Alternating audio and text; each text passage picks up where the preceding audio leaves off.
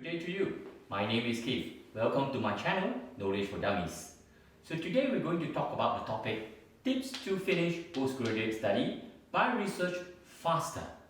A lot of us finish our degree. We begin to think when we want to do our postgraduate studies, when we want to study when we want to start our master or PhD studies. So that is begin one question point for us. When? We all have this dilemma. How to start? When to start? What is a suitable criteria to start? So that makes us prolong our plan for our postgraduate studies. So don't worry. Today I'm going to share with you some hot tips on starting your postgraduate studies, what are the important points you're going to look into, and how to complete them faster than anyone else. So let us come to the first point itself. So the first point to finish your postgraduate studies is none other than the one and single most important point, which is the topic. Talk about the topic. So the topic itself, we have a lot of topics for us to do postgraduate studies. From how to send humans to the moon, how to go deep underwater to save the fishes from extinctions, to even go for some invention junkies that you want to go how to invent something that can make the world better. But remember one thing for your research, we are not going to do something that break through to make you win a Nobel Prize. Our objective is to go to on a specific topic for us to finish as fast as possible and to make the research is actually contributing to the society. So make sure on the topic itself, select something that you are expert on, or at least your supervisor for the topic is expert on. But the topic cannot be too broad. The topic must fulfill two criteria. One, the topic must be specific.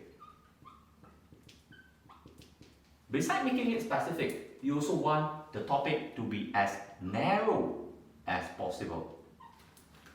You don't want to design something that's so wide, take you for 3 to 4 to 5 long years for you finish your master by research or PhD by research. You want to take something that's just nice for you to just finish on time on the 2 to 2.5 years or 3 years basis. You don't want to start in your master or PhD for 5 long years, right? So that's why you need to pick on the topic that is specific and narrow down the topic to a subtopic that is focus oriented. Example I give to you. You want to study about renewable energy. Example. You cannot just say that you want to come up with a new renewable energy. No. The topic is too wide. What is the renewable energy? What is the amount? What is the demand to use that? How to use that? So it's too abstract. So you need to use on a topic that's narrowed down. Example, renewable energy on piezoelectric to generate example in 5 milliwatt to power example a lamp example. So for social science people, you also need to be very specific and narrow down your topic on something that's interesting. Example, you cannot say on the topic that impact of COVID-19 to businesses. There are too much businesses in the whole wide world. You must specific down impact of COVID-19 pandemic on businesses focus on food and beverage. Food and beverage focus down on fast food chain outlet. Then if you can focus down some more on fast food chain outlet that is selling burger. Example for McDonald's.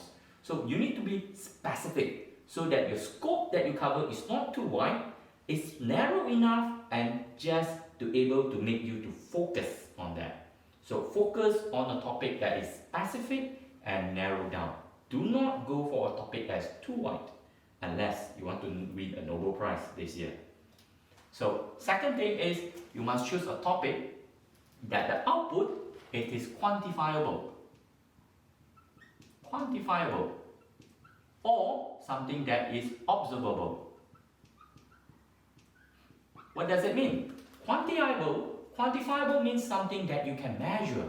You can measure, example, you want to come up with something that a voltage like 5 millivolt for the piezoelectric previously, or you want to say for the impact for the COVID-19 on food and beverage outlets, focusing on McDonald's for a year, a period of time from 2020 to 2022 in the 2 years duration.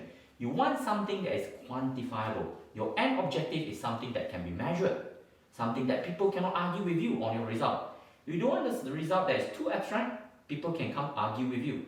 Why this is 5 milli? Why cannot go 5,000 volt for piezoelectrics? So that time you get surprised when some examiner asks you that question. You get surprised. Hey, how come I do not quantify my results from the start? So lesson learned. Quantify what you want to get, your results, right from the start. Observable. What it means observable? Observable is your research output itself for the topic that you chosen must be something that can be observed. You can see it. People cannot argue about it. Okay? When you can see it, people cannot argue about it. You have a strong justification stating, I choose this topic and I'm able to finish them, and you can see the result. So there are no arguments that being brought out later in your examiners and in your viva later. So now we go to the second topic. The second topic always is money, which involves your finance. So a lot of us worry about money to start our postgraduate studies. So money itself, first you want to apply for a scholarship. So always search if there is any scholarship available. Any scholarship available for the postgraduate studies they are doing on. Don't be afraid to ask. Just be a bit thick-skinned. Just apply on the university. When you apply on the university itself, apply. See if there are any scholarship available in the university that you register for your master. Or even apply for some government bodies or private companies that can sponsor you. So just don't be too shy to apply them. Second thing is you must have planning for the money to pay your fees. So you must know that for you to study a postgraduate by research, although you aim to finish in 2 years, but somehow if you run away from the aim, you run away to finish in like 2.5 years to 3 years, example, you want to make sure that you have enough the money to support you for your financial studies. You must prepare enough amount of money. You don't want to get trapped or get barred from your postgraduate studies just because you do not have enough money to pay. So you need to wait that time to work on the money, and then after that only able to pay and continue your postgraduate studies. You do have a big trouble if you're having this financial issue. So make sure you are financially stable, able to pay the fees that you cover, at least a projection that you're able to save enough the money in this amount of time, able to pay it sequentially to finish your postgraduate research itself. Okay? The third thing is the grant. A lot of people actually confuse scholarship and grant as long as money. Who minds? But beware, scholarship itself is to finance your study, to pay your university fees, your accommodation fees, your daily usage monies.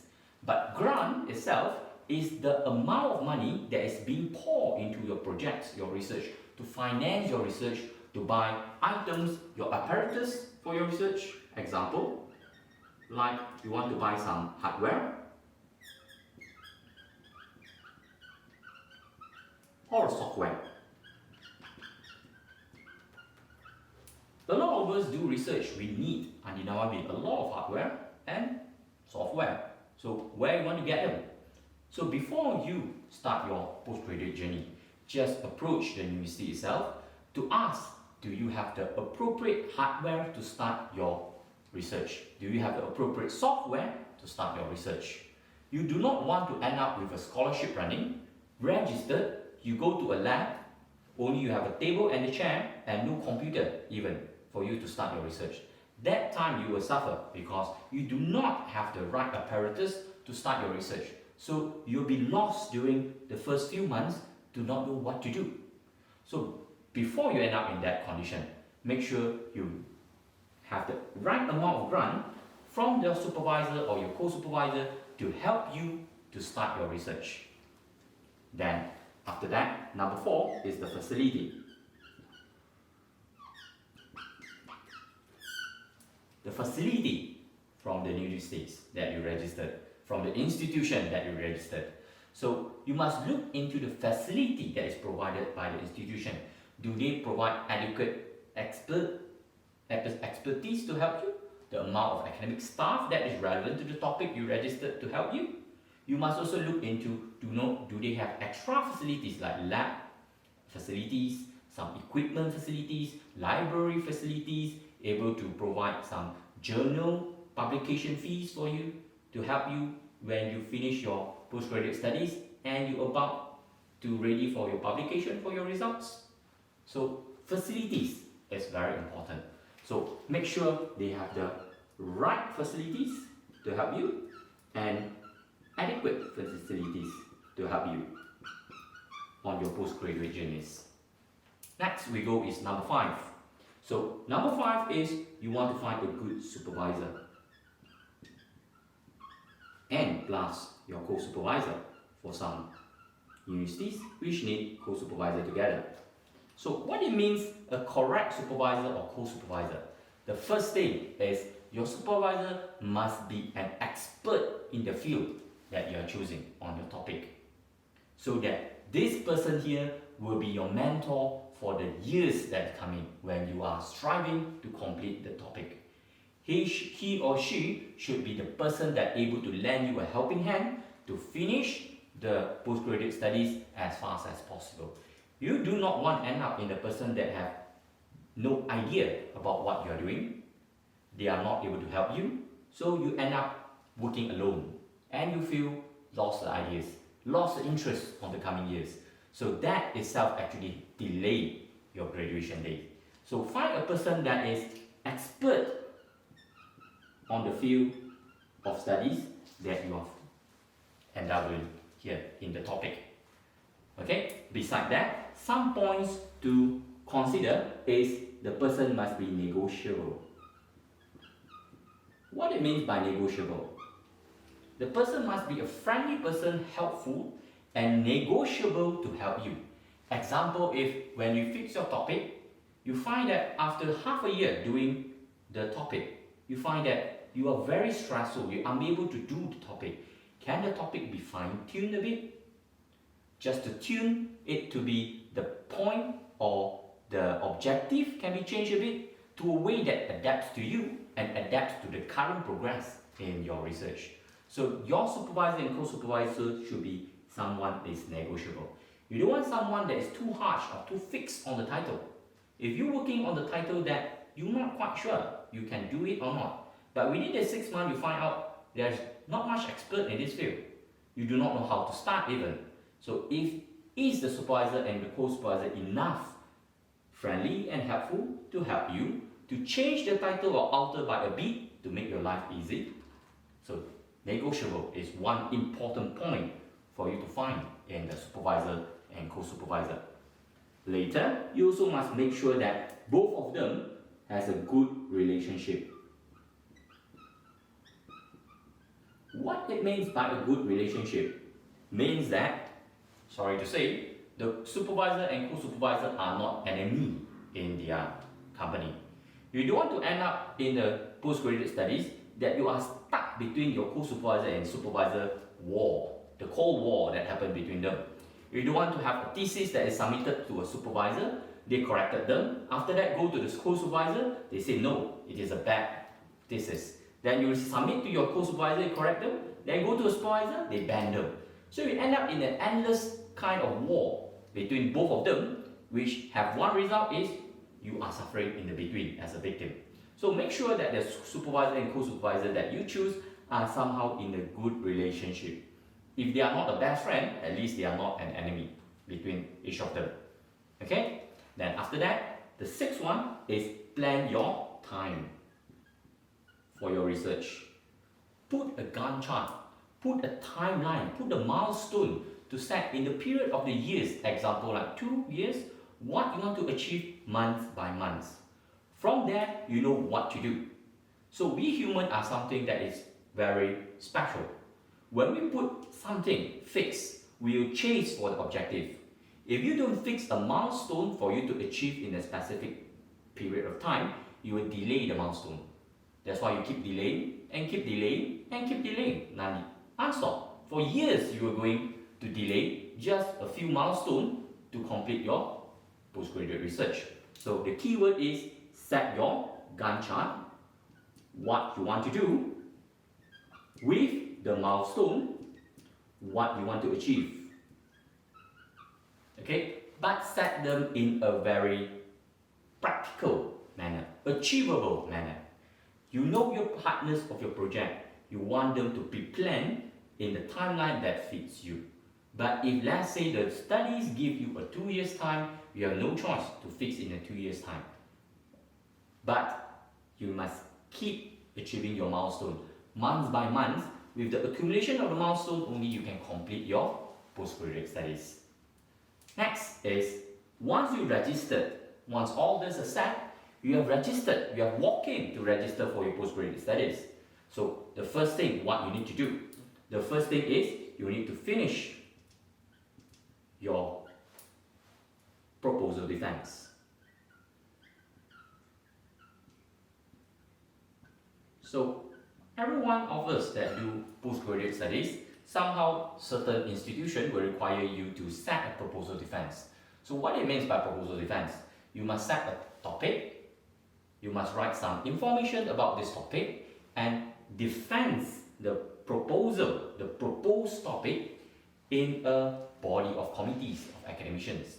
So the academicians will need to know whether this topic is achievable, doable by you. So you need to finish your proposal defense, write down that proposal defense, and if possible, finish within just 3 months of the time. Do not delay, because the longer you delay, the longer you need to finish the sequential work. So after that, if you have any subjects that you need to do, any subjects that you need to take, make sure you finish them in a period of 6 months, if it is doable. So you do not want the subjects to keep mingling your mind when you are working at the same time you need to study at the weekend. You do not want the subjects to actually take up a big portion of your time for you to study, prepare for examination, prepare for assignment, and go to exam. So you want to finish the subject as fast as possible, so we have more time after that to do your research in deep and go deep into that to finish as fast as possible. So next we go through number 9. Number 9 is the design of your research.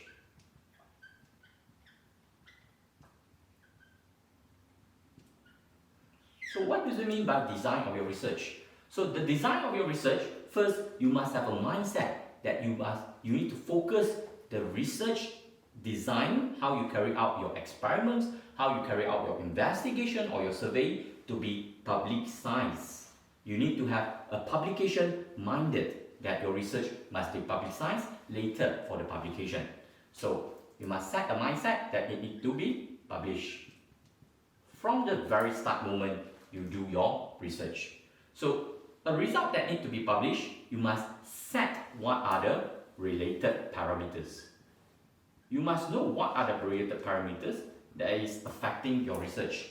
What are the variables that is going to be changing the result of your research. So you must fix their manipulative variables, what are their responding variables you will see, and what are the static variables that you must fix. Okay, so you need to go through each of these variables seriously, spend some time thinking of it before you start your research. You don't want to do an experiment that after you complete it, you find that it's not adequate enough, the result is not strong enough due to some variables that you do not set during the early of the experiments. Some experiments take a few days to a few weeks to a few months to complete. You don't want to finish in just a few months, then after that you realize it is not adequate enough, then you need to go back to the start to just repeat the result endlessly. So you must take care what are the control parameters, okay, or the control variables. So make sure the control variables is something that you investigate each of them that will affect your result later. Make sure you investigate each and every one of them before you start your experiment, okay? And then when doing your experiment, plan section by section to investigate each of these control variables differently and how they affect your results later. The last one here I want to share with you, which is tips number 10, is actually on publication.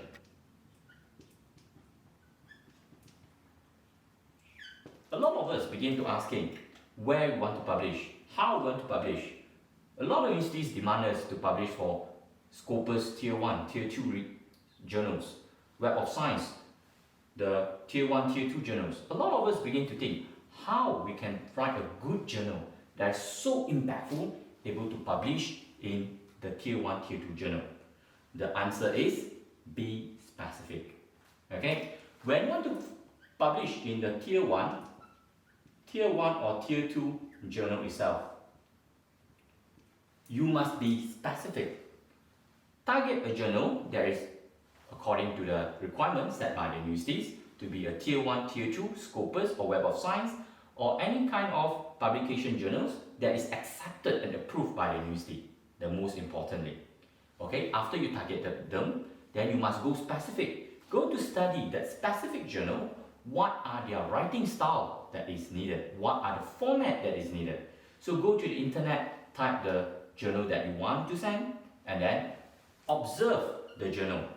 How the other authors that publish in that journal, what are their writing style?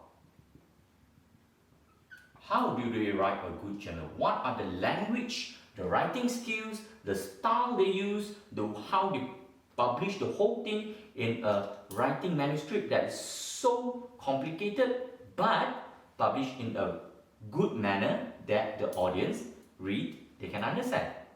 So look at their writing style. Besides that, every single journal have a different format. So you must know their format itself.